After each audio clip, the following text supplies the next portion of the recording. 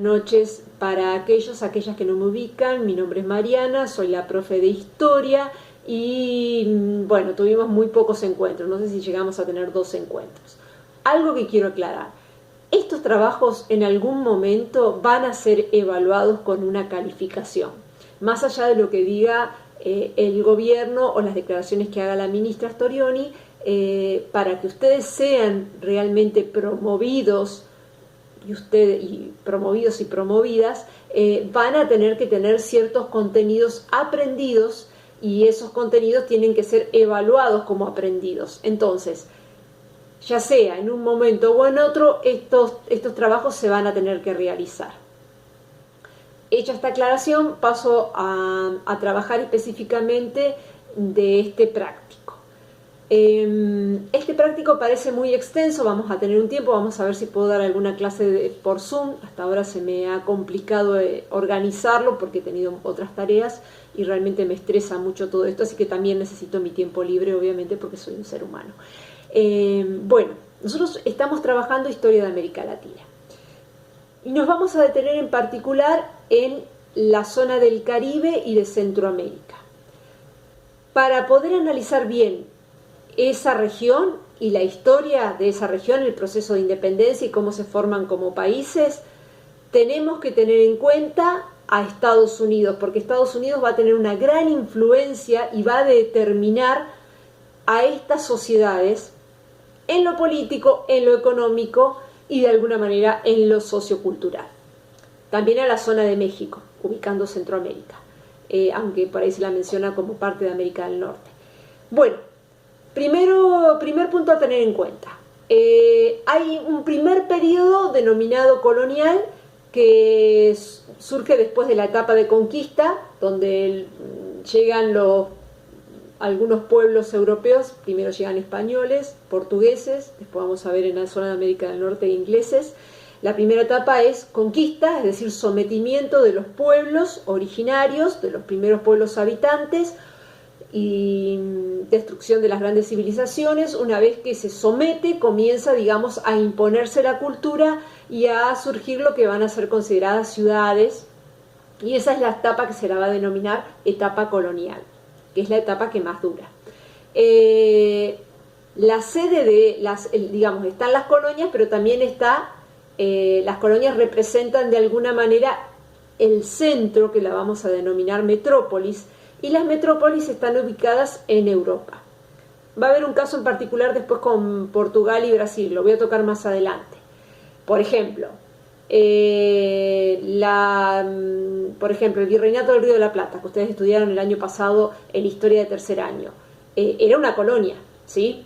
Y el virreinato era, el virrey era el representante del rey, pero el rey habitaba en España.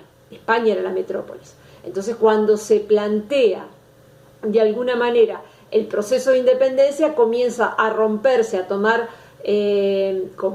o intentar tomar una mayoría de edad, de alguna manera liberándose de lo que implicaba el gobierno de la metrópolis.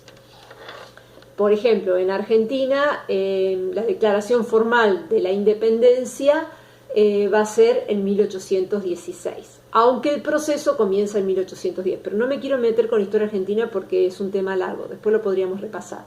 ¿Qué pasa en la zona de Centroamérica y del Caribe? El proceso es más tardío y la declaración formal de la independencia viene de alguna manera ayudada o viene apoyada de alguna manera por lo que va a ser Estados Unidos. Estados Unidos como colonia se considera como una de las primeras que se independiza, la primera que se independiza formalmente con toda la fuerza, pero la primera declaración se da en Haití, pero ese es otro tema que después lo vamos a trabajar, en 1776. Es una colonia muy fuerte y cuando se independizan realmente son los primeros en consolidarse como un Estado y un Estado-nación.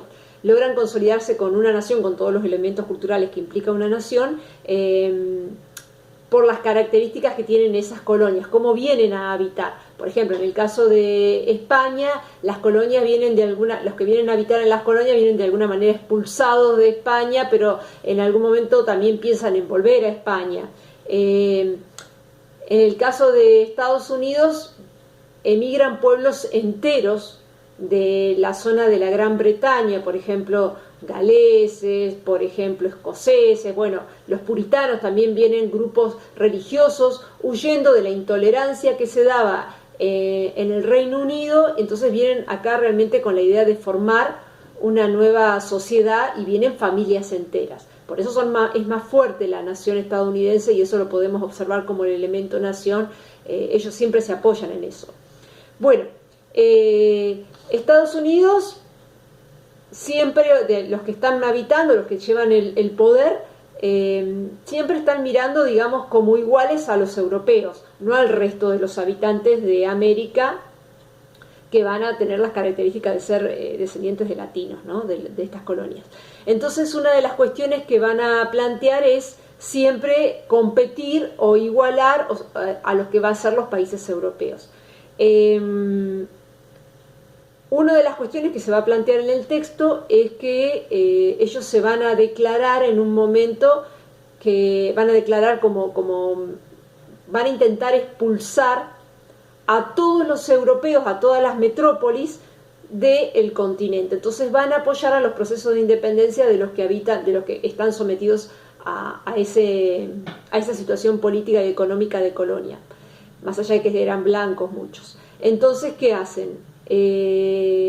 Apoyan con armas, con ejércitos, pero le ponen como el gancho, en el sentido de decir, bueno, yo te ayudo, pero cuando se vayan estos, vos vas a estar bajo mi poder. En ese sentido es que también se habla de nuevo colonialismo. El nuevo colonialismo también hace referencia a que los países europeos nos van a seguir dominando a través, por ejemplo, de la economía. Al ser ellos países industrializados y nosotros no alcanzar un nivel de industrialización, porque los grupos que podían de alguna manera desarrollar industrias, por ejemplo, nuestros gobernantes, eran más leales a la economía europea que a los intereses internos. Digamos, los intereses internos de los que gobernaban estaban ligados a un pequeño grupo, no al común de la sociedad. Y tiene que ver también con un racismo que se da de quienes eran más blancos. Es decir, nosotros habitamos junto con los pueblos originarios, pero no nos sentimos parte de los pueblos originarios y nos sentimos más europeos que pueblos originarios, entonces por eso les somos más leales, queremos acercarnos más a los otros que a estos. En ese sentido es que Estados Unidos compite expulsando a Europa y compite después económicamente con los países industrializados.